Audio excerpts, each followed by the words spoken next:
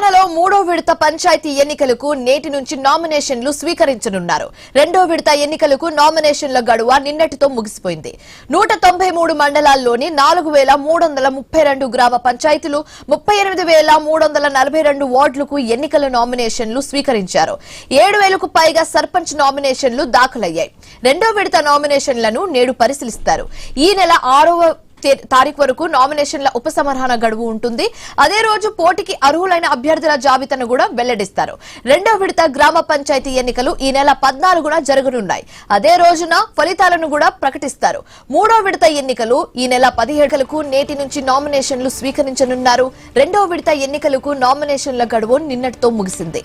193 మండలాల్లోని 4332 గ్రామ పంచాయతీలు 38342 వార్డులకు ఎన్నికల నామినేషన్లు స్వీకరించారు.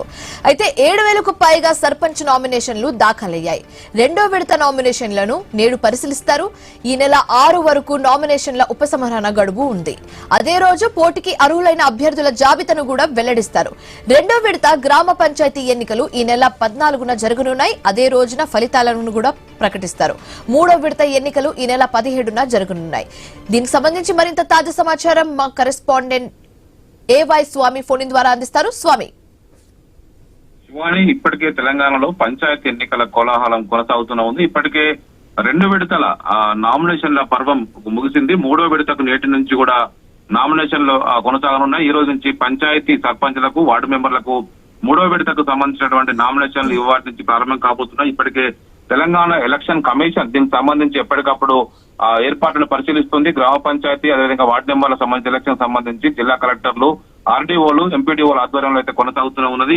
ఇప్పటికే రెండో విడత నామినేషన్ల ఘట్టం ముగిసింది కాబట్టి దీనికి సంబంధించి ఈ నెల 6వ తేదీన నామినేషన్లను సంబంధించి పరిశీలించి వాటిలో వ్యాలిడ్ ఉన్న వాటిని తీసుకొని ఎవరైతే విత్డ్రా చేసుకుంటారో వారి లిస్టును వెరిఫై చేసిన తర్వాత అదే రోజు ఫుల్ లిస్ట్ ఎవరెవరైతే పోటీలు అర్హులు ఉంటారో వారికి సంబంధించిన లిస్టును ప్రకటిస్తారు.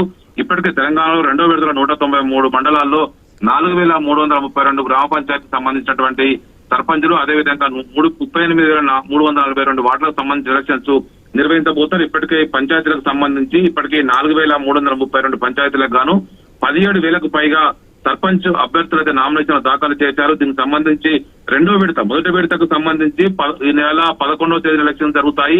రెండో విడతకు సంబంధించి ఈ నెల 14వ తేదీన ఎలక్షన్ జరుగుతాయి. అదే రోజు సర్పంచ్ ఉదయం 6 గంటల నుంచి మధ్యాహ్నం 1 గంట వరకు ఎలక్షన్ నిర్వహించి ఆ మధ్యాహ్నం తర్వాత ఒకవైపు ఉప సర్పంచ్ ఎలక్షన్స్ కొనసాగిస్తారు. అదే రోజు ఒకవైపు ఫలితాలు ప్రకటించి ఆ ఎలక్షన్ సంబంధించి కంప్లీట్ చేస్తారు.